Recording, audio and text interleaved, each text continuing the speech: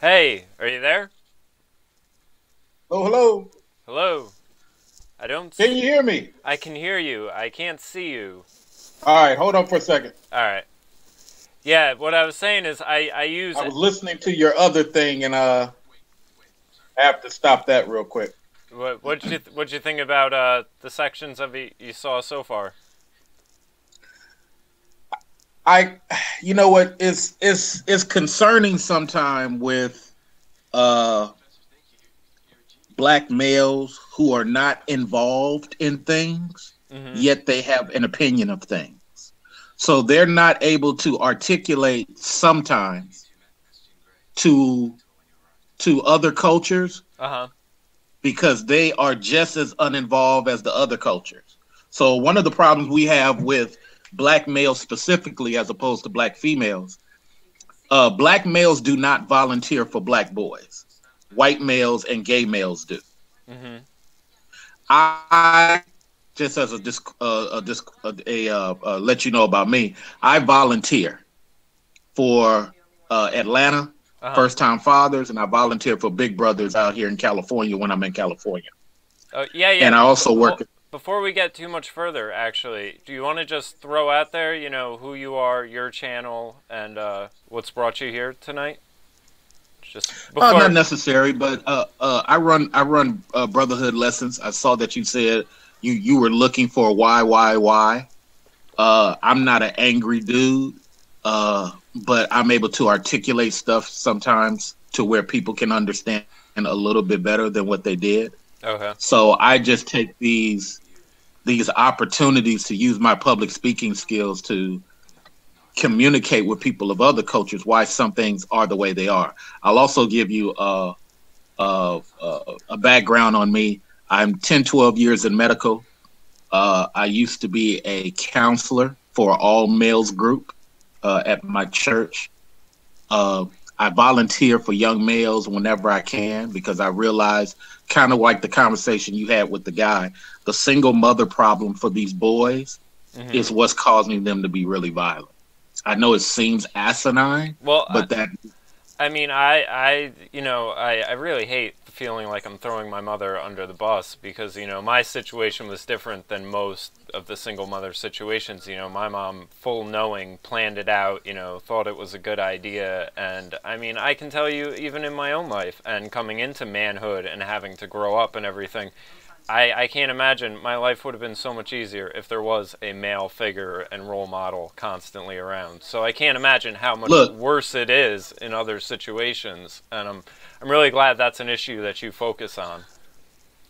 really, yeah, because I even tell people because I've had speaking engagements where I tell people even a terrible drunken asshole father teaches this guy something. You see what I'm saying? Yeah, yeah.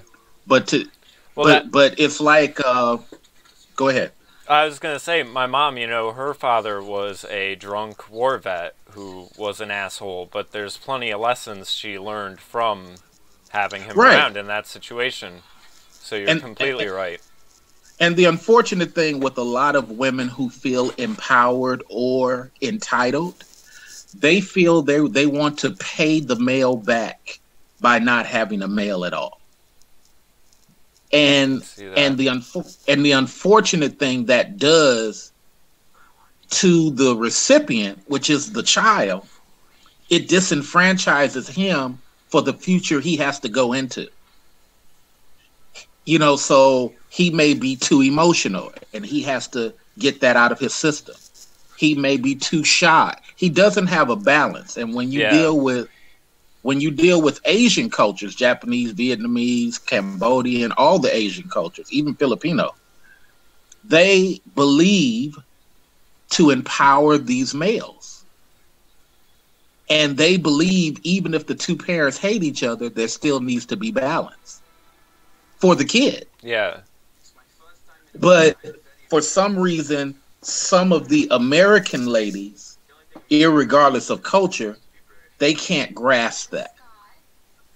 Well, we had So mentioned that towards the end of the video. I actually brought up the fact that you have both Jewish groups and Asian groups in statistics and everything. They are leaps and bounds above both African Americans and Caucasians. But I think it's right, because these cultural things, they put a lot of emphasis, like you said, on families. Even two people that hate each other will stay together for the kids, and they focus heavily on education and learning, and right. keep things Well, focused around those two things, with a lot of pressure put on kids in those regards. right. And my whole goal is to try to answer a bunch of questions to give balance, not only with what I've experienced counseling adult males, but now that I counsel younger males as well, there's a balance, unfortunately. I grew up with both parents. I grew up in the hood. I grew up around gunfire and drugs. I was a 3.8 honor student. I still found myself involved in drugs and gunfire. The only difference with me, I was smart enough not to get happy with doing dirt.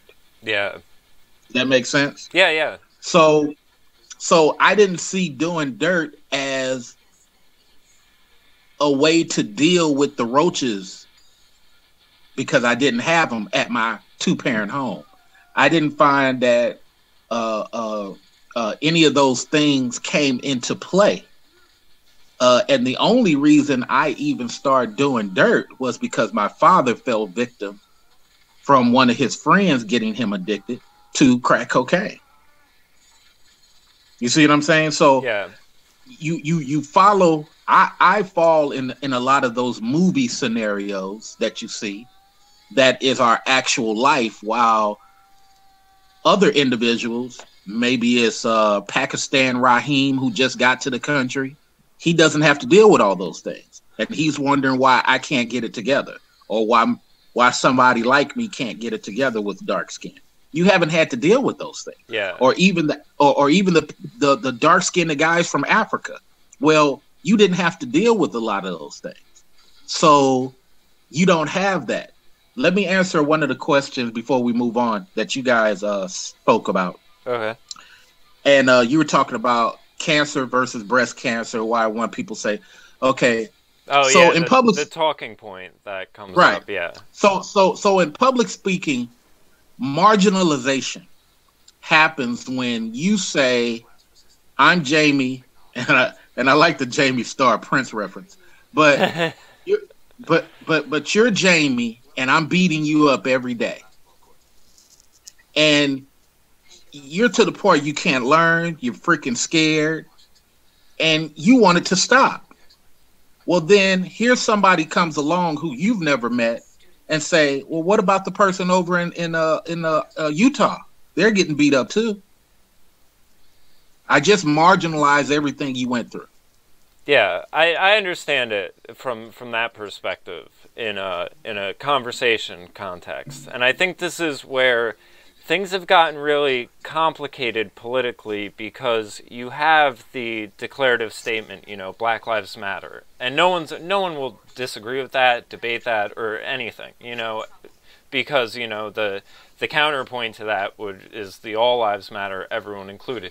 Where it gets messy with me is now you have this declarative statement that is also a political movement, and the people who are involved in it, what their goals are, and everything like that. So I mean, we have to be able to differentiate when we're saying, well, I disagree with Black Lives Matter, and their push towards socialism.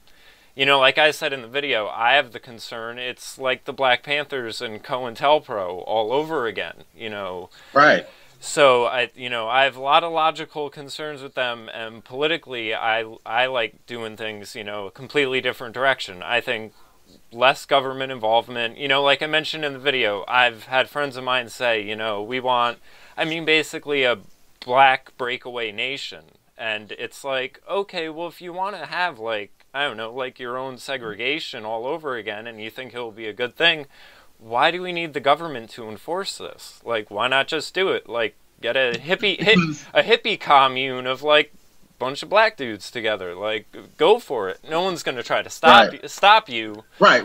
But someone will, and this is the person that you don't see that does it. The power structure. The power structure, and let me use Bill Cosby as a reference. So, as of right now, as of this very second, there is 3 cases that have been dropped. 2 of them dropped by a DA in Los Angeles who's a female. So as of right now, there's no actual evidence of anything. Okay? Mm-hmm. We can spin that. If I ask you 40 years from now, hey, Jamie, did you ever buy weed? Yeah. Did you ever smoke weed with some of the females you had sex with? Yeah. Did you ever buy weed with the intent of kicking it with some of the females that you wanted to have sex with? Yeah. Well, it's 40 years later, Jamie. Weed is illegal, and you're a monster. Huh? So as of right now, just right now, this second, for some strange reason, with all the evidence that people said that they had against this guy, we're still going back and forth in court, and we haven't even had a trial. Why? Because the evidence is supposed to be so crystal clear. So this is the power structure, I mean, the power structure is when, just like you said, nobody's going to stop it. Well, let's just have the trial. No, we need to talk about this. Why? You said you got evidence. I'm just using this as an example. I'm not talking verbatim Bill Cosby. So this is what I mean by power structure. Or you look at the Roger Ailes at Fox News. Yeah. You're up here borderline making it extremely hard for these women to work. And the rest of the guys say nothing. Knowingly say nothing. I just wanted to give you an example of what power structure is. So right now what you have is a lot of black people pulled their money out of regular banks and put them into a lot of black-owned banks and black-owned credit unions. So we're going to see the point that you're raising, just go do it. You see what I'm saying? That's a point where there's no power structure to stop it.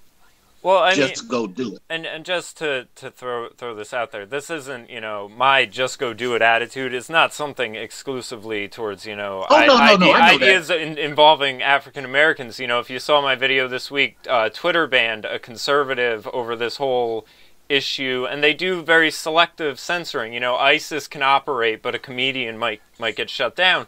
And, they're campaigning to have this guy's account restored. And my answer was, just set up a new social network. Just go do it. Let everyone just go elsewhere. Where people spend their money is really where they have the most power. You have more power with that than you do with voting. True. So that's a very good move on their part. But here's the cultural aspect you and the other gentleman was talking about. There's so many young males who don't understand what you just said, and because they're raised by ladies, and I'm not saying this just to down ladies. Let's put in terrible men too. They're raised by people who had children too young and don't even have their own basic maturity, economic understanding of life. Yeah. I mean, in that category, we're talking. Even my sister here is one of these cases where you have kids too young, and she'll say if she could go back and change it, she would, but she doesn't. She doesn't have herself together, and she has a hard time trying to instill values and a sense of discipline that she doesn't have into 4 children. It's damn near impossible. And the unfortunate thing, maybe like her, but more so like in my community, because government daddy keeps writing checks for these ladies, they never have to learn what the women back in the radio days learned before welfare came to be. I got to be real cautious on who I have sex with. I got to be real cautious on who I get pregnant by. Oh my God, I got pregnant by this loser. You know, the women back in the radio days had to be more precautious because they didn't have a safety net. And so now that you just got all these safety nets for my community, you have women who want to be on Section 8 for 2 decades and try to pass Section 8 on to their now pregnant 13-year-old daughter. Yeah.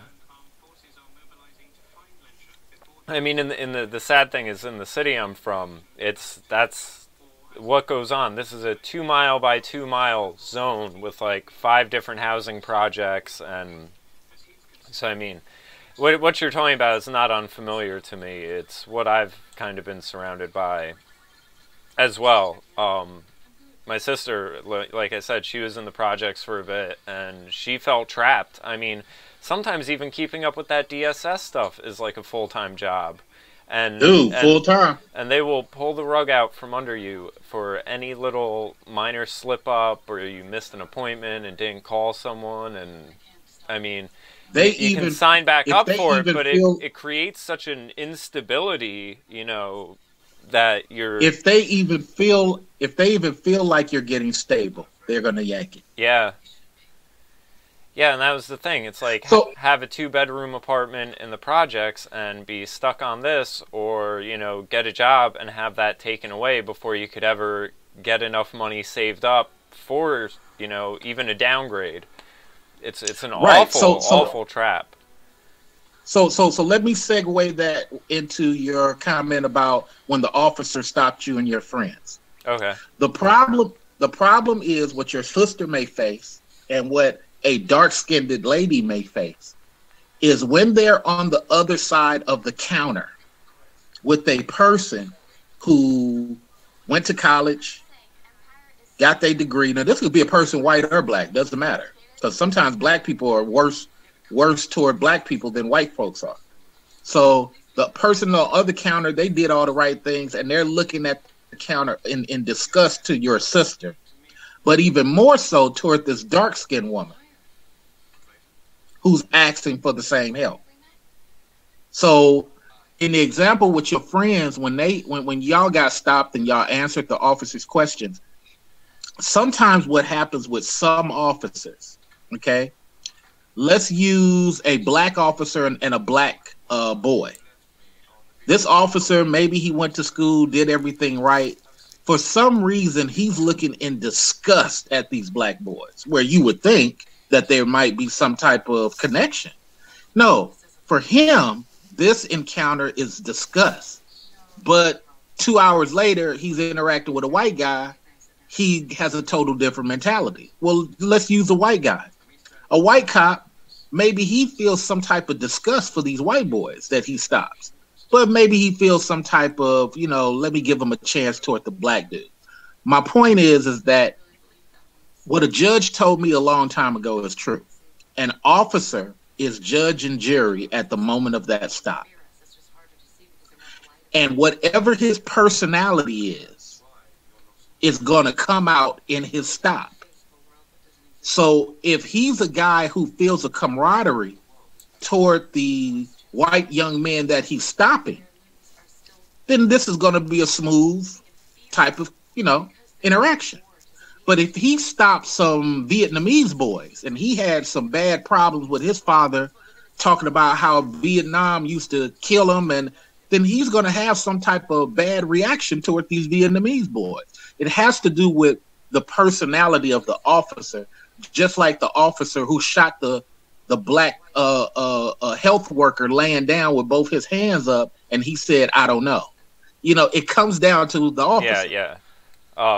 And I think that's a good point, because, you know, it's individual. Like, when you had asked my take on that, I said we really do have to start discussing these as individual instances, because I think, you know, and we can segue this into my comments about Marxism, I think things get dealt with as collectives a little too much, and maybe that might be part of why you could have a bias, like in a situation with a black cop and a group of black men, because he's seeing himself in the blue team, and they're Right. it's that collectivist, us versus them, divided and conquered type of mentality. And I mean, there's plenty of studies where, like you said, there is this kind of counter bias. I saw one study, and I mean, things like this, it could change from time to time, and it all depends on your sample size and stuff. But they did a study where they found that white cops were faster to shoot at white suspects than they are at black suspects, which kind of they chalked it up to being a counter bias, because they understand the one will come with more kind of social ramifications at this point. True. And legal ramifications. Again, the public will be delving into this from an angle that wouldn't be addressed otherwise. So you have weird things going on. Thing I wanted to bring up, I don't know how much you delve into the realm of conspiracy theories, but it had come out that they actually have been turning away cops that scored too high on their IQ tests. So there's a standard set there, but it's intentionally set low, which is a big problem. And I think that's, maybe one of the reasons for what you're talking about, these personalities that are kind of defunct. It's one of these things. I think it's funny how mental health gets brought up whenever a kid shoots up a school or anything like that. But it really should be brought up, I think, whenever we're talking about people taking the lives of someone else, because very few circumstances call for that. I think imminent threat and imminent danger, yes, and all cops should be have psych analyses and stuff, but it just doesn't with some of it, Well, the same thing is true. You made points about statistics. I said to a couple of white guys the other day, I said, they said, well, it shows that black guys do crime. This is his words, do crime more than white folks. I said, no. Which table are you looking at? He said, table. I said, well, that just shows me you're not looking at the actual document. You're going off something somebody said. Yeah, like a meme or something. Right. I said the table where the actual document doesn't say anything about do crime. It says arrested. And then it says convictions. You can arrest anybody for anything. You can detain. Once you detain somebody, it is considered an arrest. You can arrest anybody for anything. But as I said to him, you are associating do crime with arrests. Notice the convictions are less than half of what the arrests are. So, so if I arrest somebody, just like with the guy in Minnesota who got shot and died, this dude was stopped 52 times, Jamie.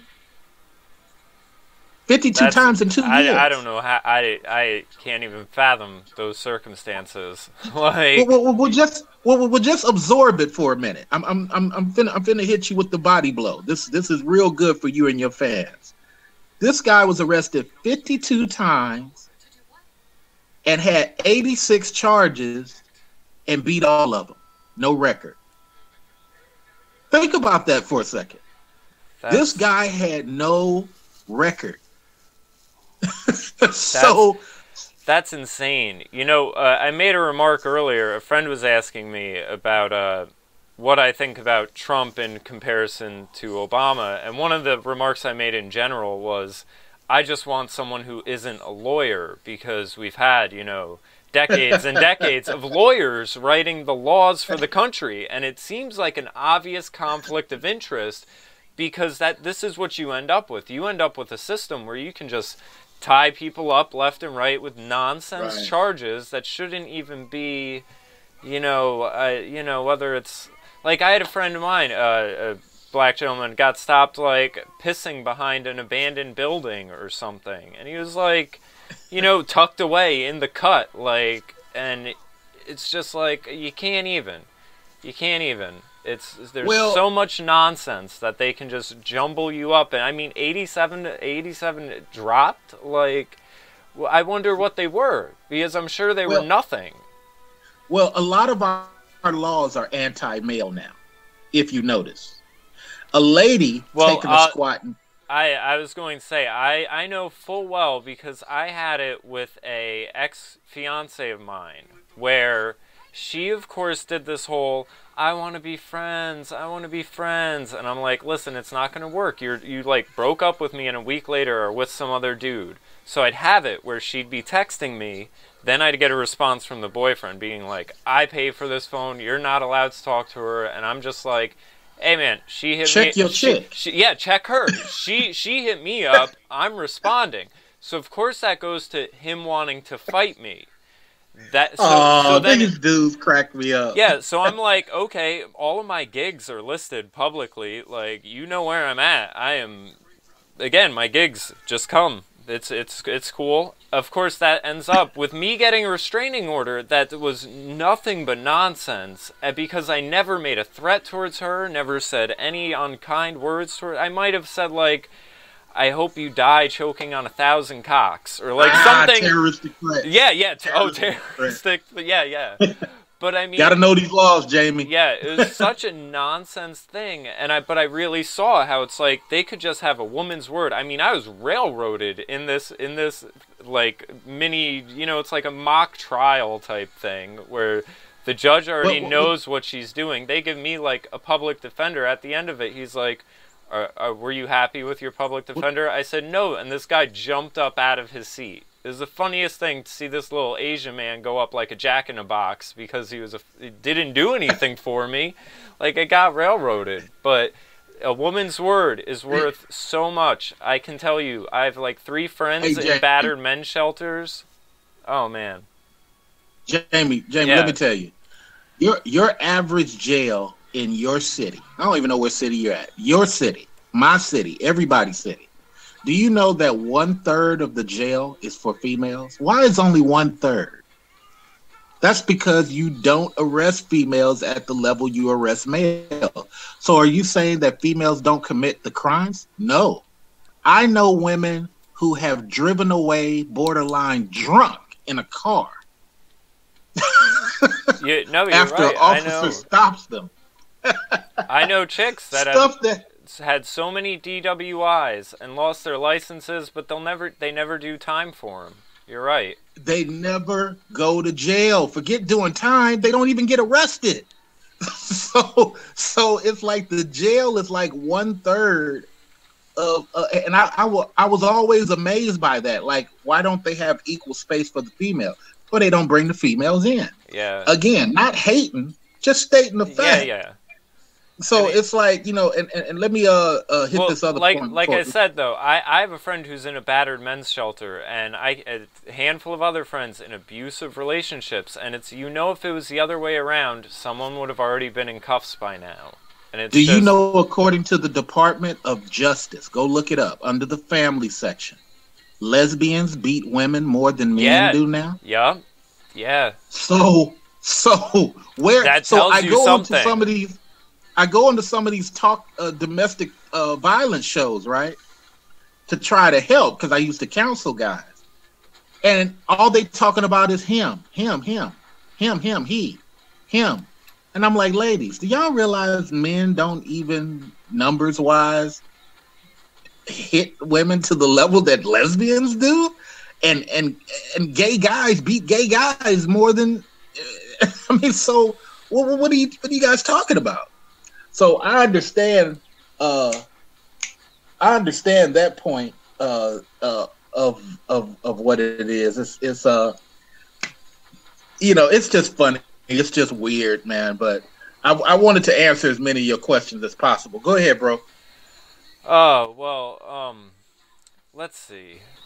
I don't know. First to start out, what are you getting from the state of how we were talking earlier about the 2 different Black Lives Matter? We obviously are both in agreement on the statement.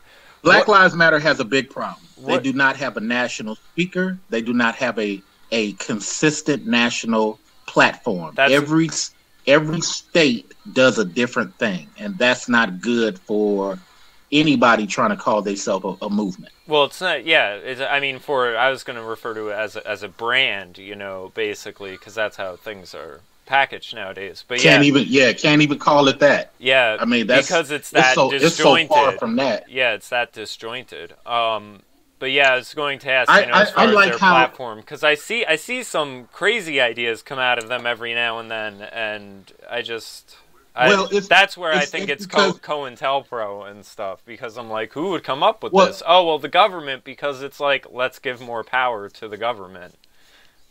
Well, it's like when Hillary tried to educate the one guy, because you got to remember, Black Lives Matter is a female-created, female-ran situation.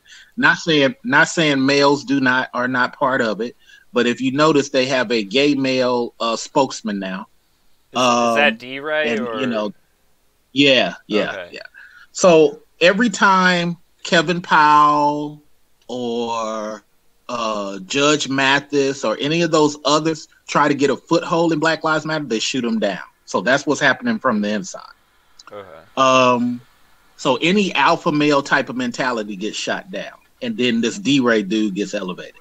So I do applaud that they're even having it, because it forces us all to have a discussion, whether people like BLM or not. It forces us all to have a discussion, but it doesn't have a consistent platform. When Hillary took the one gentleman in Minnesota and schooled him on how to properly present an argument and a solution and force a politician into making something happen, I knew they had no idea what they was doing. When one of the female founders went on MSNBC and spoke with two black journalists, and the black journalist told her point blank, "We don't even see your message on your website." And the lady kept saying, "It's there. It's there." And I looked myself, it ain't there. So you know what I'm saying? Stuff like that is counterintuitive. I saw it was a radio show clip with Reverend Jesse Lee Peterson, I believe, and he was talking to one of the girls, and you could tell she was saying something where she just broke into what I consider, the Marxist points, being like, well, the cis male, straight, patriarchal, racist, capitalist, and they just string it all together, and it's like, okay, and he's like, so what's your problem with capitalism? And then click, like her phone just cut out, because he was gonna, nitpick all these kind of talking point terms. She just rambled out, and he was like, well, capitalism has actually uplifted a lot of black people out of poverty and stuff. It's now what we have is not capitalism, which is, I think, that's a whole nother topic, but I totally agree with you, but it's the reason why Jesse Jackson, Al Sharpton, and a select few others, Tavis Smiley's, these are why these people are the only ones that get in front of the TV, because public speaking in front of a TV is a difficult thing. You cannot sabotage yourself by stating words, and I haven't even done that in this interview. You have to keep your words simplistic, your message simplistic, and your explanation simplistic. Because it's not about what you understand, it's about what the viewer or the listener will absorb. Yeah. And what she made the mistake is saying something she felt to be true, which may be true for her, but she couldn't articulate why. And then that's how you self-destroy yourself. Yeah. And when you're having interviews. Well, I think that kind of rings true with, a lot of the people, for example, I saw supporting Bernie Sanders. They feel some of the things to be true, but they don't really know enough about a lot of it as the factual, policy-wise, philosophical-wise, on a, sort of logical level, where it's, again, the differentiations aren't being made between the emotional stance of things and logical, but I think that boils back down to the male-female balance being offset. True. Where you can sell people on a lot of feel-good politics, and it can be bad ideas. That's a thing I was talking about with a friend of mine this morning. I told him, Obama continued a lot of Bush policies and everything like that, but he, I heard someone early on say, with Bush, you knew what you were getting. It was an iron fist. Obama's an iron fist in a velvet glove. True. He has such a cool factor that he could sell you on something, make it seem good. You know, like the socialist healthcare thing. One of the conspiracies of that was, are there death panels? Are we going to deny? Well, you know, they were saying, no, there isn't, no, there isn't. Then Time Magazine starts doing pieces, the case for killing Granny, and Bill Gates comes out and says, well, if we deny end-of-life treatment to, you know, this one woman, we can hire 10 teachers. And everyone's applauding him, and no one's asking, why are these coming out of the same pool of money? Why is why is Grandma's healthcare in the same budget for teaching people? Like, shouldn't this be Here's the problem. 2 separate lists of priorities? Here's the problem. I work in medical finance, so you've reached the right person. I am a conservative. I'm not a liberal. But I'm not a Republican. I don't think Republicans are. I think Republicans are trying to be like Reagan. Yeah. My favorite Republican was Herbert Bush because he undid a lot of the lunacy that Reagan did. So with that said, here's how it works in medical. The budget for the nation gets jumbled together. In order for us to take 1/3 of the debt and deficit, he had to redo healthcare. I'm not a fan of the guy, but I believe in math. That's just what's up. He had to do that. So for these private agencies, Humana, Anthem, and United Healthcare, to take on that bill, the same thing that America asked Carnegie, J.B. Rockefeller, and I forgot the other old man, asked them to do. They took on the bill. You got to realize those 3 guys were at the Treasury for America at one point because America didn't have no money. So they had to take on the debt for all of America. You see what I'm saying? So it's the same thing in this case. You asked these 3 companies to take on the debt that bubbled into for America. Let me explain why that debt came to be. Ike did the same thing Trump is saying now. He kicked out all the Latins, all the Russians, all the everybody who didn't have their paperwork right, they were out. Okay. Who did that? Same. You said Ike? Huh? Who? Ike, yeah. Okay. Yeah. So Ford and Jimmy Carter had the best deficit of debt of any president. Why? Because everybody else got kicked out. There were no people coming to the country, which is what's happening today, misusing the generosity of America. Go look up welfare and Muslim.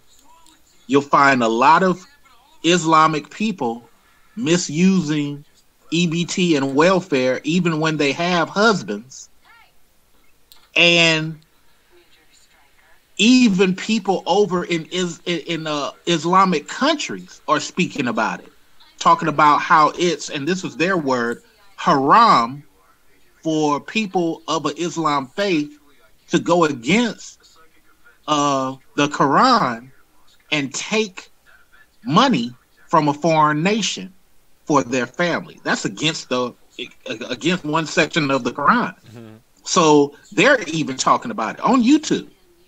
So you would be amazed just on that fact. And then these people will disenfranchise me and you, Jamie, and then go back to their country with a fistful of money that they earned from selling whatever to us. Yeah.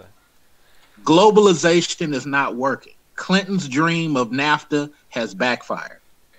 And so what happened with Obama was the NAFTA, in addition to that fake war that Cheney started. I don't even think that George W. had a lot to do with it, because Cheney was the former CFO for Halliburton. Yeah. So if you like conspiracy theories, I don't really like them. I'm all about research. Then you'll love this one. Cheney gave no compete contracts to Halliburton for the oil in Iraq, for a war that we didn't need, when weapons nobody had. So how is it you can legally go give your former company no compete contracts, meaning nobody else can compete for these contracts? No, that's obvious. That's right. So what's this war about? So you did that, and you cost America trillions. You've got to remember when Bush started that war, Clinton left us at $1 trillion plus money. Plus money. We were in the plus category, bro. When you were younger. Yeah, I was going to say I was younger, so I was going to ask, how did Clinton accomplish that? For those like myself who don't know.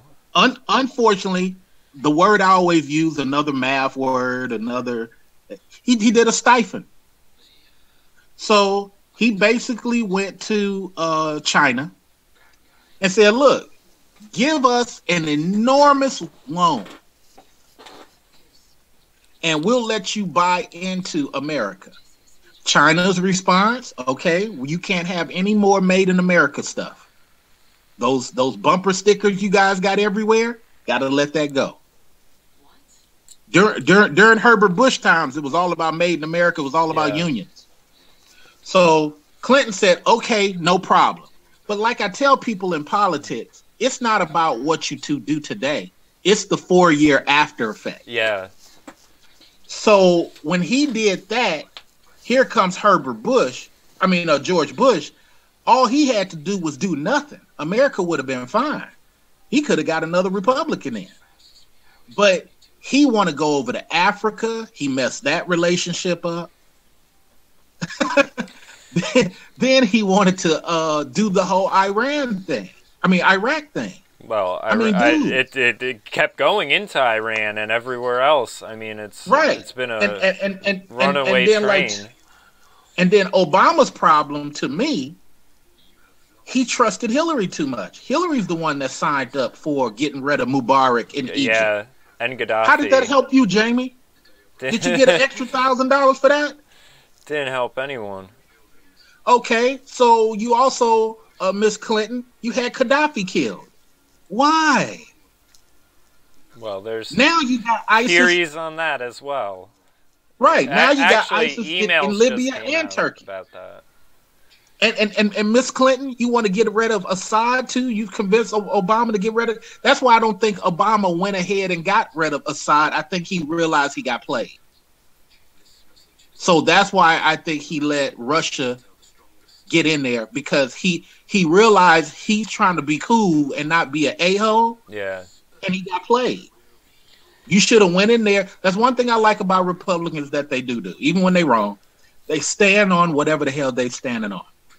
Hey, look, we got black Republicans, and we are not letting black folks vote. You'll have a bunch of black Republicans. Yeah, no black folks vote. They just have the stupid things that they stand on, but I give them credit for standing on it. So that's the long-winded way of answering your question. One of the things that made me want to bring up, I brought it up in the end of the other video, I assume you didn't get that far into it, where I mentioned immigration, and I've sort of noticed this thing where, like, you know, my mom's standard liberal. If I talk about open borders and why that's problematic, she breaks into these talking points of, well, they're hard workers, they're doing the jobs no one else wants, and then, you know, if you factor in things like them collecting welfare, they're essentially on a government plantation, and what I hear is the same rationales that were discussed amongst the forefathers and people like that for slavery back in the day, where, you know, no one wanted to be picking the cotton, but I'm sure they were like, oh, well, these Africans we bought, you know, are such hard workers. Right. Send that. I mean, it's, you know, and then they have their basic means covered living on the plantation, with a bunch of bullshit involved, but you see what I mean. Like, it's the more things change, the more they stay the same. Like, we have this open door policy, and it's being rationalized with the same rationales we rationalized slavery as, and it was bringing in a subclass to kind of boost the economy, and it's going on again. And the same thing happened with the Chinese and the trains. So here's the thing, because the Chinese workers built the train. Yeah. So here's the thing. Here's the questions that must be asked of your mom when you have time. Hey, Mom, prior to Ronald Reagan doing what he did, opening up the green cards, wasn't black and brown people down picking the fruit already? You have several movies on that. Go look up some of the Richard Pryor movies. You have several movies where you normally see, it was a normality, you know, where you see black and brown people picking fruit. But so this whole idea of doing the jobs other people don't want to do is asinine. Second thing is, a lot of people come to the country and don't do the jobs that your mom is talking about. They go after white collar jobs, and they stay in the country absorbing the handouts, which you can't do. Jamie, if you go to France, you're not going to get that love. Yeah. If you go to England, you're not going to be able to do that. So you're going to have to do what your mom is saying. Just you're going to have to find your own way, because there's no welfare in those places. There's no handouts. And those that are extremely limited. So I hear what your mom is saying, but it's a theory more so than an actual application of what's going on. Secondly, to your point, yes, you cannot have, when you look at Russia and Ukraine, okay, which is why Ukraine is asking for what they're asking for. You can't keep having Russian people come into Ukraine, using up their stuff when they feel like it, and then going back to Russia. What's the point? We might as well be Russia. You see what I'm saying? Yeah. So that's to your point. It's like it's not financially, economically sound for you to say, I'm coming in Jamie's house. I'm going to eat his food. I'm going to sleep on his couch. And when I get ready, Jamie, 4 months later, I'm leaving. But I'm not paying your heating bill, water bill, or rent. Yeah. Okay. Why would I do that? Yeah, it doesn't, you know, and the point I'll try to make to her is, it's like when you're talking about ideas like there's, I don't know, the Dreamers Act or whatever, where Obama's basically offering like college education incentives to illegal immigrants and everything like that. Like, I'll tell my mom, like, well, you might as well just adopt a Hispanic kid. Like, take one in. That's what I was about to say. Because, you know... That was my next point, Jamie. How many are you going to take in your house? Yeah, would you rather pay a little bit towards all of them, or just take care of one directly? I mean, it's the same mentality, but you think one's ridiculous to say, and the other one somehow makes sense. Like, I don't get it personally, but... Well, the thing with beta people, and in psychology, there's beta and alpha. And sometimes beta leads toward the feminist type of mentality. But the problem with beta people, they have a theory of things that they don't want to actually be involved with. It's a bleeding heart theory. Okay? Yeah. So it's one thing to say, I want, and I'm not picking on the women, this is just an example. It's one thing to say, I want equality. But here I am, a female, Jamie's a male, and I keep asking Jamie to pick up this box. Jamie, at some point in time, is going to turn to me and say, hey, we both work here. We both get a check. I can't keep picking up your box for you. Oh, you ain't shit, Jamie. You a chauvinist. Whoa. You said you wanted equality. Or in the case of the example your mom gave, if somebody like Trump or even Hillary said, okay, we're going to still have people come to the country, but now they have to have sponsors. You know, in order for you to get your green card, you have to prove that you have access to a job and somebody's going to sponsor you at the job, right? Imagine if we did the same thing with living here. Where would all the bleeding hearts go? Oh, I don't want them in my home. Oh, I already got 3. Yeah. See, they want to have that bleeding heart theory at somebody else's expense. But It's the same thing I said to a guy today, Jamie. There's only so many alpha males left here in America. Okay? We're getting swamped. And with all the gay guys, and I'm not knocking the gay guys, I'm just making a suggestion. With all the females and with all the immigrants, Who's going to fight these wars if it happens again? Well, if you have another Pearl Harbor, are you going to grab a gun, Jamie, and go out with an American flag waving and fight? No, you're going to fight for Jamie. Yeah. I was going to make a point, though. You know, it's kind of funny. People bring up the idea because it's what's going on in Europe. They have disenfranchised all of their native alpha males, and look at what they've imported. Though they've imported radical Islam, which is a patriarchy without a doubt, and you know, even Hispanic culture still has a lot of machismo still in it. Machismo. So they're bringing in, you know, patriarchal societies and cultures and everything like, while disenfranchising their own, and that's why everyone's saying, you know, if there were alpha males in Germany after that Cologne rape thing, you would have had an angry mob of pitchforks leading them out of town, but you don't. It's the insanity of beta thinking. I want to go save the Muslim woman, but the Muslim woman is telling the American woman she don't want to be saved. But thank you for allowing me to your country. The beta person is saying, I want to go save the Mexican people. I have heard from several Mexicans who did stuff the right way, and they're pissed off at the Mexicans who do it wrong. Yeah. Because the Mexicans who do it wrong are hurting them. I know one guy had a janitorial business. He's been here for 30 years. He did everything right like he was supposed to. Here comes a Mexican guy underbidding him. Somebody illegal. Somebody with a $400,000 nice house who's been here 10 years, still can't speak Spanish, and has been here illegal the whole time making money. That's a problem. Yeah. Or how about the Russian guy who looks white, talks white, but isn't really American white? Well, he's staying next door to a guy.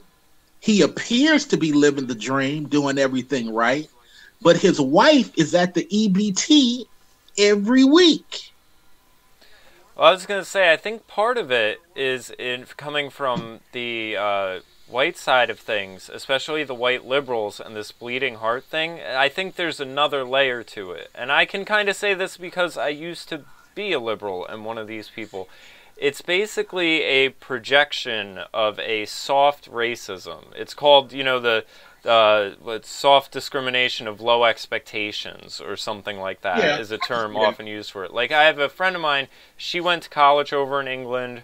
Her mother's British, so she got dual citizenship, did everything by the book, took the test, everything like that. But she's for open borders for everyone else because, you know, it's all Muslims and Africans coming into London to work there and everything.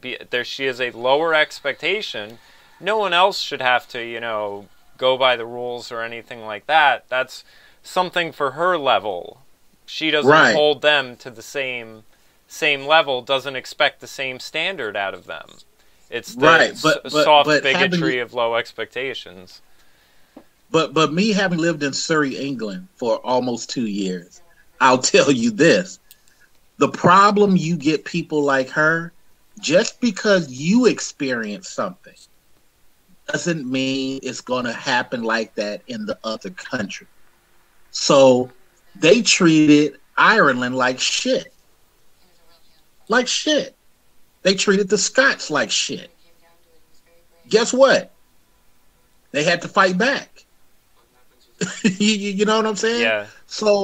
So I hear what she's saying in theory, but the problem is that every group, no, take that back.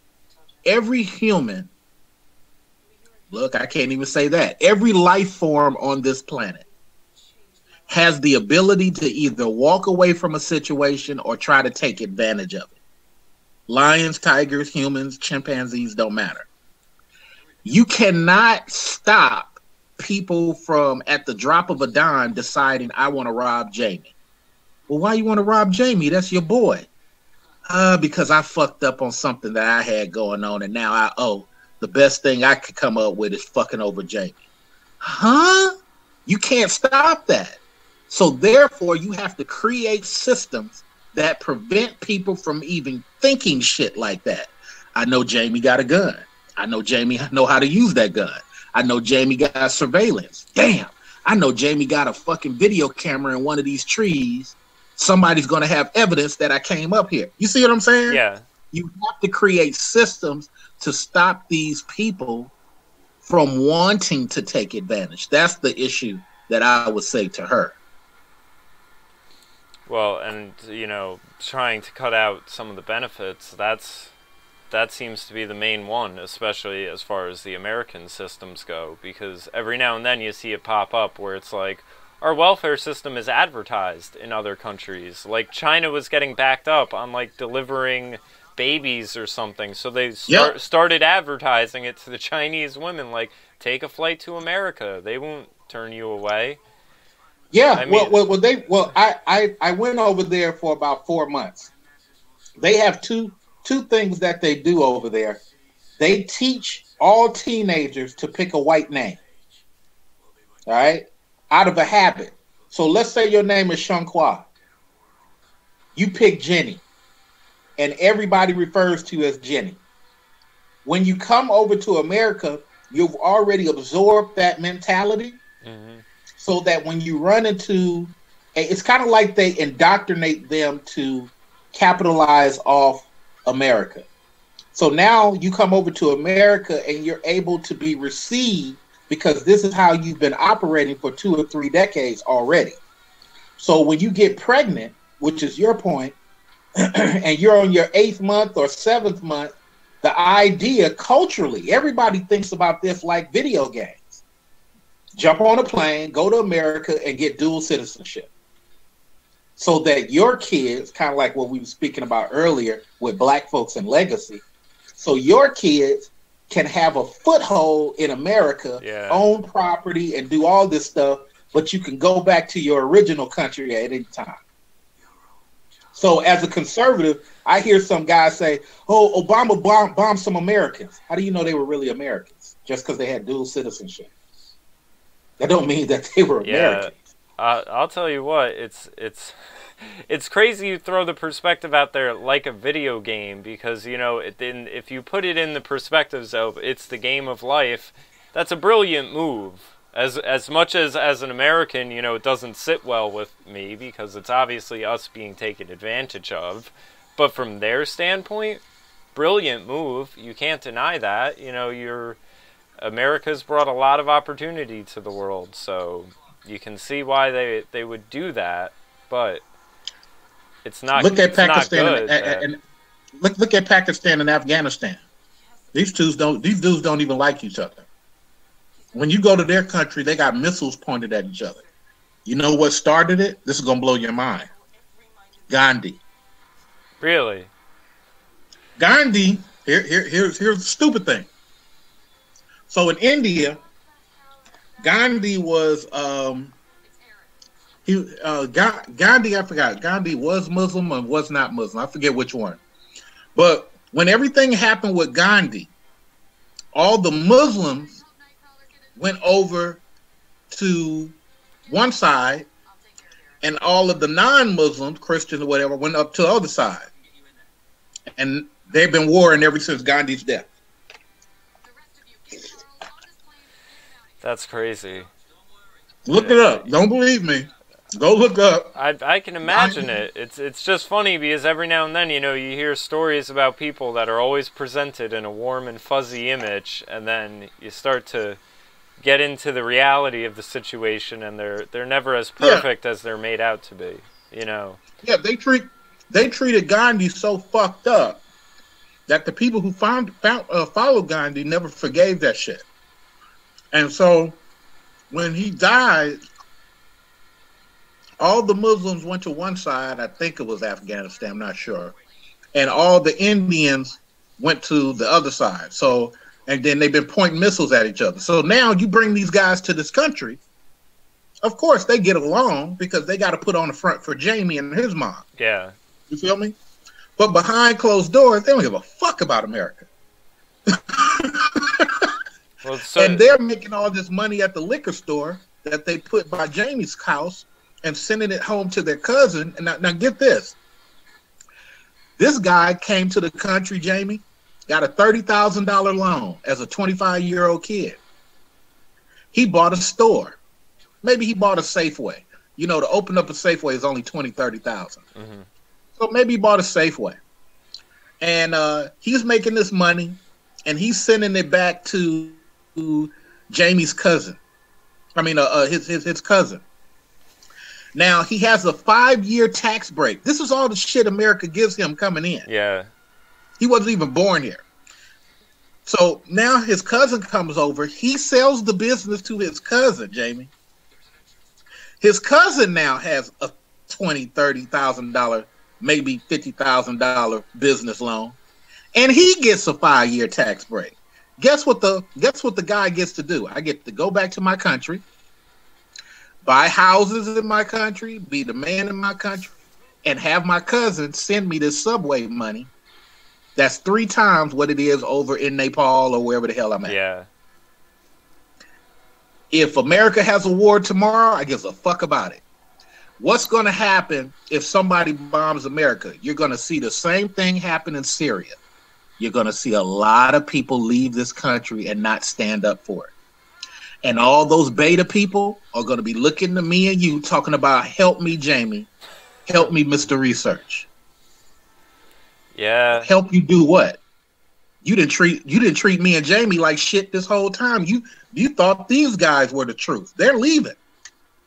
I mean, sort of what you see pan out in the Orlando situation, where they had to kind of immediately, you know, you saw kind of an exodus of LGBT supporters from the Democratic Party, and they immediately kind of snapped out of it and were like, wait, these guys can't protect us. This group is at least telling us it's up to us to protect us. Like, the NRA started marketing to them immediately, because there was, you know, it wasn't an exodus out of the country, but it was an ideological exodus where they started to realize that beta, you know, lay down and wait for someone else to help you mentality is going to get you killed. Right.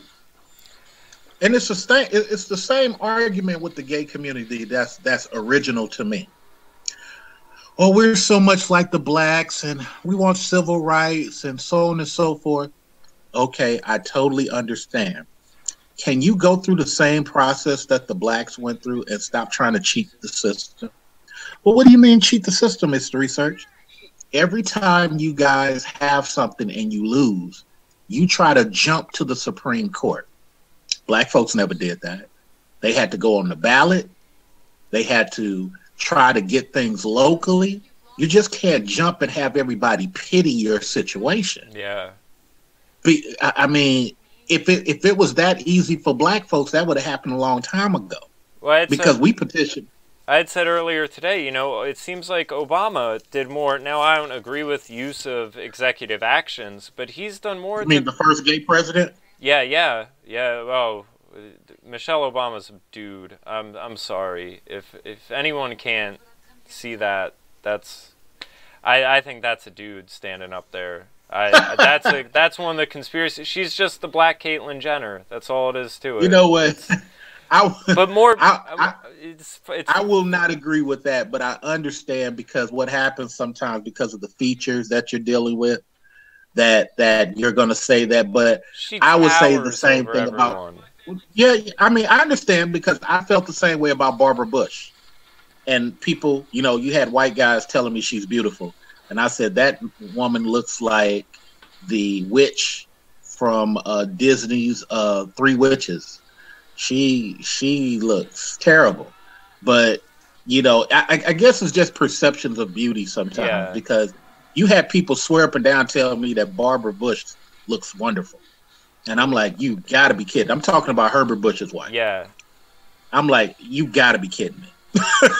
But Michelle comes along and they say she looks terrible. So, I mean, it's just perceptions. I mean, like, I like dark-skinned women. Yeah. So maybe I'm just biased on that, but it is what it is. But I was going to say, well, you know, there's other reasons for people thinking that. Like you said, Obama's, you know, rumored to have 3 boyfriends. There's a picture of him holding the inside of this Pakistani dude's thigh when he's in college. Lots of little bits, and he had a transgender nanny. So if he did end up with one, you know, or if Michelle maybe is a hermaphrodite like Jamie Lee Curtis, maybe it's just chromosomal. You know, it could be she just has more testosterone.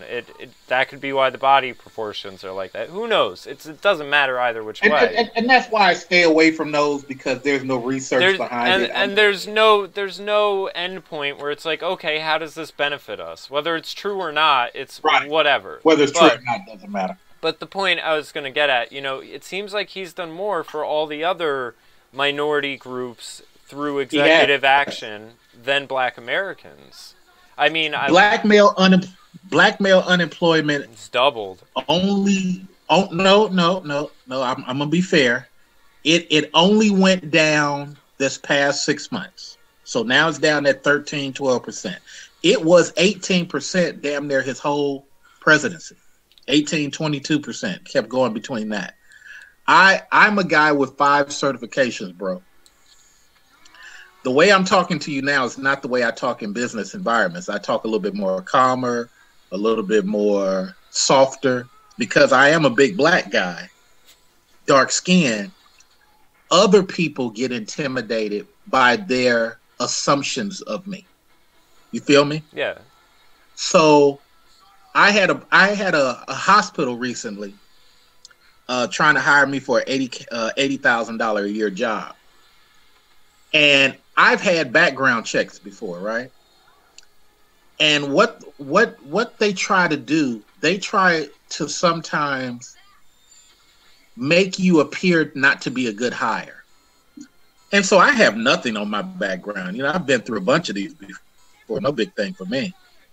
Do you know, in the end, bro, 5 certifications now, right? The manager wants to hire me. Everything's good. We're just doing a background check. Do you know they sat and said to me, well, you have this misdemeanor. I said, what misdemeanor? I'm looking at the same document you're looking at. Are you talking about this traffic ticket from 3 years ago? She said, yeah, the misdemeanor. I said, ma'am, respectfully, you keep saying misdemeanor. This is a traffic ticket. This is a driver suspended license from 3 years ago. She said, yeah, but you didn't let us know about it. I said, ma'am, I'm not trying to be facetious, but that's like me telling you about my parking tickets. There's nothing in your documentation that says anything about traffic.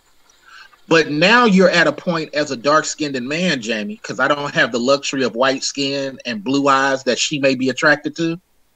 Now I have the issue, and the same thing with cops, of defending my rights too much to where now she want to use her power to do something extra. Maybe stop me from applying to any jobs at the hospital. So I had to say, okay, no problem. I respect your decision. You know, now that's a screwed up thing. I've already left my other job. You know what I'm saying? Yeah. I'm supposed to go into training in the next 4 days. And you at the last minute say you're going to pull my thing based on a traffic ticket from 3 years ago, saying it's an integrity issue. Okay. You know, so that's what we as black men get faced with sometimes, because we don't make the hiring person feel comfortable. We don't have those blue eyes to make them feel okay. We don't have that connection, as I spoke of earlier, with that white skin. Yeah. So you know, sometimes you'll say, hey, you just go do what you need to do. Okay, I'm a guy who specializes in my field. I can just imagine what the warehouse, the janitor guy is going through. Well, you see what I'm saying? One of the things, because I've seen the stats, you know, the ones about black person with their name on the application will be interviewed less and everything like that. And my take on that I always kind of wonder, and I haven't done much research into it because I don't know where you'd be able to find this or figure it out. But the thing I had always thought was that I think part of it is you know how you kind of mentioned like fighting too hard for your rights, where if you and me were to both get hired for like an entry-level job at Burger King, being a burger flipper or whatever, you know, there's if we both get fired because neither of us are great workers, you then could, of course, go and say, well, I'm being fired because I'm black, and there's legal precedence to, you know, look into that and start a whole thing on it. So it's almost like there's that extra protection on the one end, but in a business standpoint, it can be a liability. So I've always wondered how much of a factor that could be with black men not being hired for jobs at the same rates. Is it that the businesses are almost worried that there's going to be, you know, having an issue, and then being like, oh, well, you know, if there is an issue, then we'll get accused of discrimination, even if it's just normal stuff, well, like would happen with anyone. Like, you know, well, you know what I'm getting at. Like, is there almost, is it almost too much protection where it's kind of backfiring? Your theory is true on the lower level jobs that you gave an example on. Okay. But not the mid-level jobs and higher level jobs. Where, like you said, you need certifications and... Well, no, not that. Not that. The companies at the mid and higher level state very clearly, we're trying to get the most qualified. Because they made that statement, it negates that whole argument that you're talking about for the mid and higher level people. See, the lower level people are just trying to get a warm body who's willing to show up. The higher level people, by their own admission in their HR department, are trying to get the best candidate. When you make a statement like that, you have now pigeonholed yourself into not white, black, male, and female, but why is this person better than the person you didn't hire? You see my point? Yeah, yeah. So certifications come into that, because now when you didn't hire that person and you're looking, okay, why did you hire this person from Jupiter and they don't have no certification, but here's this person, Jamie, with 3. You see what I'm saying? Now the discussion comes out crazy. Did you hear the video I have on my page, and Young Turks also have, of the police officer being harassed by his captain on why he's not arresting more black people? No. You should check that out. So Officer Birch, and this goes into the question you just asked, just in a different way. Officer Birch is suing his former police station because they're harassing this guy on how many blacks he arrested. And he kept saying, hey, look, I'm arresting people I see breaking laws. I'm not worried about what demographic they get, male, female, whatever. I mean, I got X amount of Latins. Well, the captain says to him, well, you only have 2 blacks. See, that's the problem. When you're having those type of discussions in a HR level or school level, this is why some of the affirmative action things that you, according to what you just said, may seem like they're counterproductive or not achieving what they claim. But then the question is, what is the power structure doing to have somebody claim that they want some equality? Right now, sir, if you go to college and you go look in any grant or scholarship book, right, you will see 4 more scholarships that say for women only. So if there's 100 in there, Jamie, you're going to see more for women only than you see that you yourself can apply for. So not only can your sister apply for all these women only scholarships and grants, but she can also apply for the one you're applying to. Yeah. So then people say, well, women graduate or are more degreed and have more college. Yeah, look at the scholarship and grant book. Go to any college and notice all the 4 women-only dorms at a lower rate. You'd be able to graduate too.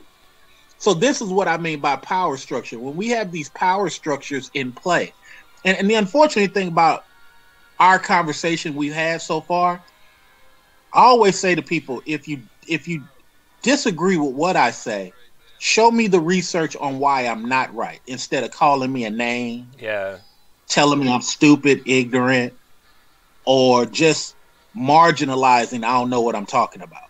Show me the research. Why is it that you think I don't know what I'm talking about? Show me better information. And a lot of times people can't, especially on YouTube. Yeah, I try to be the same way. I mean, I'll at least concede that I don't know what I'm talking about before I'll launch some sort of character or personal attack at someone. I'd just rather be like, I obviously don't have enough information on this source to speak as if I do know, but I'm not going to, you know, write someone off and just be like, you're a moron, you don't know what you're talking about, which happens to me a lot, so hopefully it just means I know what I'm talking about a good portion of the time. But yeah, I mean, it does mean that, because when you give people simplistic things like, show me the table, which section are you looking at? You know what their response is? Go Google it yourself. Why should I have to hand feed you? Yeah. And you know what they teach you in college, in public speaking in English? When you make the statement, you're making the statement. You got to prove it. I'm asking the question where? And you're telling me go Google it? That means you never knew the information you were stating. You were doing what they call a red herring. You were saying something that actually isn't there. It's like telling somebody about a red unicorn on a purple lawn, but you can't tell nobody how to get there to see the unicorn. Yeah. It's crazy. So just to wrap up about, because I got about 8 minutes, I got to jump into something else. Okay. But just to wrap up about these whole black things, the unfortunate thing, and this is the analogy I use anytime I talk with Republicans. Imagine a gay guy walking down the street, and he's 4 blocks in front of you. But you don't see him because there's 20 other people on the streets. Okay? Mm-hmm. Around the second block, he's still walking towards you, and now you start kind of sectioning off the males, you know.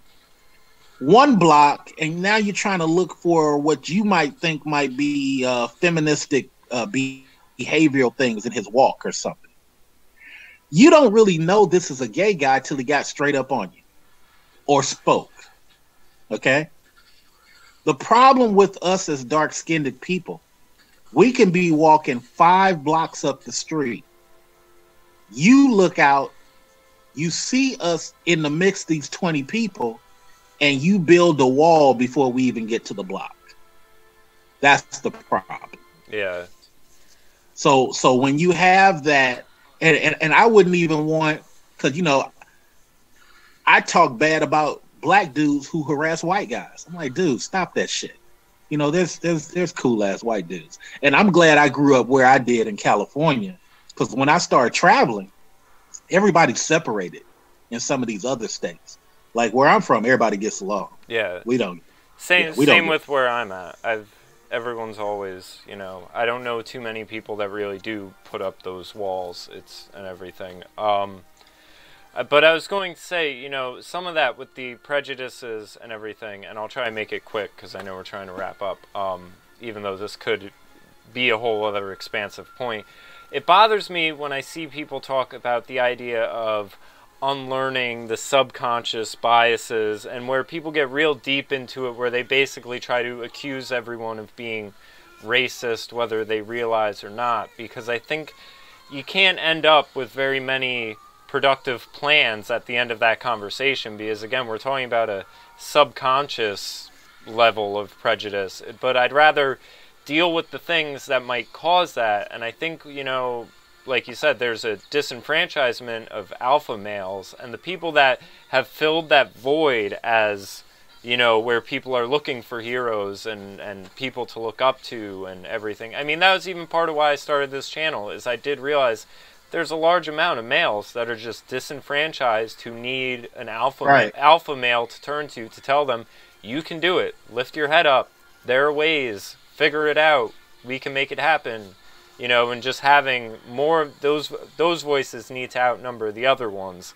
And I think we'd yield a lot better results lifting up strong male voices with positive messages rather than trying to, rip apart everyone's subconscious biases and stuff. We need to create new heroes that can be the reference points rather than, it's easy thing to point to is, within black culture, you've had gangster rap fill the void left by strong alpha males. Right. So what happened with gangster rap? Before NWA came around, most rap was empowering. Yeah. Well, that's hip hop. Yeah, you had real hip hop. You had songs like "Be a Father to Your Child." You had songs like "I Used to Love Her." You had empowering songs, "I'm a King" or "I'm the King." You had those things, and those songs did not have the need to belittle white folks, Latins, or Asians to feel powerful, or each other. I mean, that's right, or each other. But what happened was, along came the Jerry Heller type of people who figured the same thing rock and roll managers figured. I can use this anger and angst and make money off of it with these young guys who just want to play rock and roll, with these young guys who just want to call themselves niggas. And that manager gave birth to a bunch of other managers who were opportunists and wanted to use people and create the Ja Rules of the world, the people who ain't really who they say they are. Yeah. But we're going to pump them up to be something else. Like Rick Ross and yeah. Right. So what has happened with hip hop now, Lil Wayne tongue kissing baby and hip hop now it's gone from super machismo into now feminized. Mega beta. Mega beta. And now you have the female artist who's taken on more of the alpha mentality. Yeah. Okay. You start to see it in pop a little bit, but because white, Latin, those type of country, they have a male appreciation to a degree, you're not going to get an oversaturation of it. Because some women like cock. And some women are willing to say, hey, give me the right cock. I will shut the hell up and be right here and be loyal. You know what I'm saying? Yeah. Some women are like that. But in my community, I use the word combative. I don't believe that black women have attitudes. I believe that they're combative. And the same thing I see when they date white guys or they date Asian guys. These other cultures don't put up with that bullshit. So some of these combative women, even combative white women, they tend to realize, oh, wait a minute, the person I'm with isn't going to put up with that shit. I need to soften this up. And that's just what it is. It's that in our culture, American, we basically it's like somebody took some people from the planet Jupiter, brought them down here to America, taught them how to be human, and now that we've finished having those people from Jupiter pick cotton, we's like, okay, well, get yourself together, figure yourself out, because everybody else has. Or go back to Jupiter. That's a hard thing to do. Yeah. So especially when we remove the fathers from those Jupiter people and told them the mother is more important than the father. You see what I'm saying? Yeah. And we've given those people from Jupiter welfare. Well, you're basically talking a transition from slavery with a very little bit of them being, sort of humanized and, like you're saying, trying to assimilate them, and then right into this hardcore social engineering that, you see sort of came to America post-World War II, where it is Right. this, you know, we can engineer society to make everyone equal, and, you know, whether it's through the genders or, you know, I think equality sounds warm and fuzzy, and it's great in terms of the law. Hard to do. Law. But yeah, when you're talking on a personal level, you know, if I went to you and I said, "Hey man, who's equal to you?" and you say that to anyone, they're gonna say, "No one. I'm me. I'm an individual." No, well, it sounds good when you're saying we all want equality, but you're right. At the end of the day, none of us are equal. That's not a problem. It's more often a good thing. You're better at something than I might be better at, and we could make a hell of a team.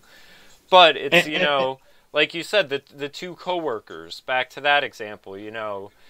She doesn't want to lift the box on her own. She can ask me to do it. We could respect that I'm better at it than her, or we can lift it together. Either or. Right.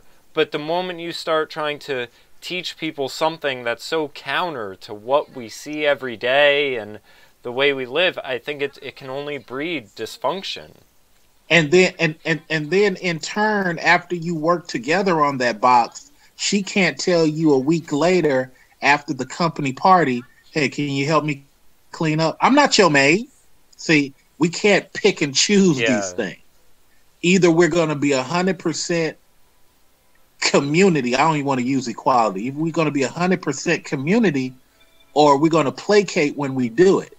But because you're placating, and there's a great book written by Helen Smith called Men on Strike, as well as the first German male book written by a woman called The Manipulated Man. If you say to these people, even the way we did it to women back in the 1700s and the 1600s, you can't say to women, which is what we did back then, cook, clean, suck our dick on command, and when you give birth to this baby, we're going to take ownership of the kid when they turn 13. Okay, that's fucked up. But now you had men fight against men to help women get rights. Women didn't do that on their own. They weren't even allowed in court. But now that you have those rights and that power, don't go around here saying fuck all the men. Yeah.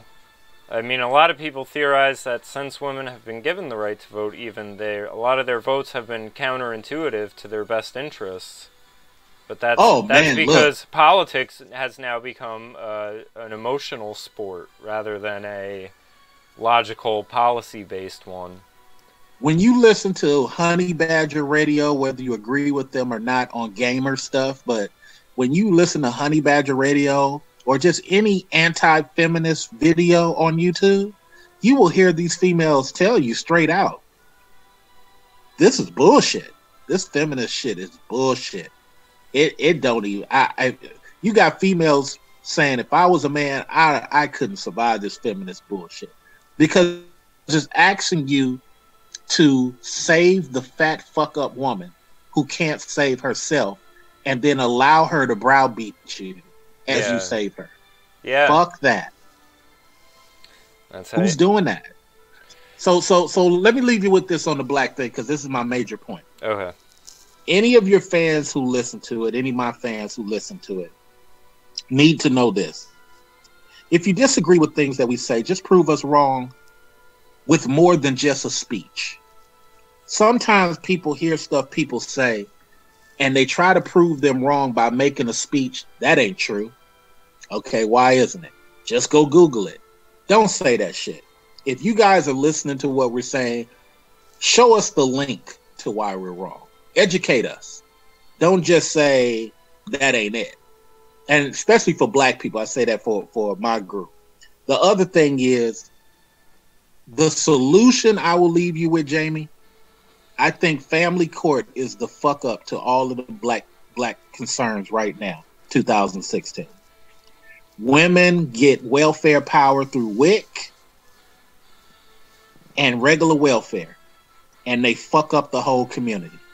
They breed the violent young males who feel like their manhood ain't shit, so either they want a gun or they want to fuck something. That's the only power they feel. So those of us who have survived and we successful, Jamie, it's hard for us to go back and help some of those males because they're indoctrinated with this women emotional way of thinking. But that don't operate when Jamie's 40, 45. Jamie don't want to hear that shit. Jamie got a business. Jamie got to take care of his family and his house. He don't want to hear your disenfranchised shit. But guess what? Family court keeps giving these children over to these women who just want welfare. And that's what I think the problem is. Well, family court, is one of those things, like I said, with the eugenics and social engineering, that was a Nazi concept, the idea of who's fit to raise the kids and breaking up families in that sort of way. But a lot of stuff. I definitely agree with you, though. I think those are the roots of the problem, and that's where we'll find the best solutions rather than dealing with the symptoms of it. But I'll let you get going. Hopefully we can do this again sometime. All right. Give us a couple of weeks. I got a lot of stuff going on, and we'll try to pick another topic. Let me know what you think as you get into more conversations with different folks. And thank you very much, man, for just having the courage to have conversations with people. It's unfortunate sometimes when we deal from people of different cultures, they don't want to have a conversation. They just want to lean to their own thinking. And the same thing with some of the black folks who never leave their block. Yeah. They want to lean onto one little thing thinking. So, all right, bro. I appreciate you. All right. Take care. All right, later.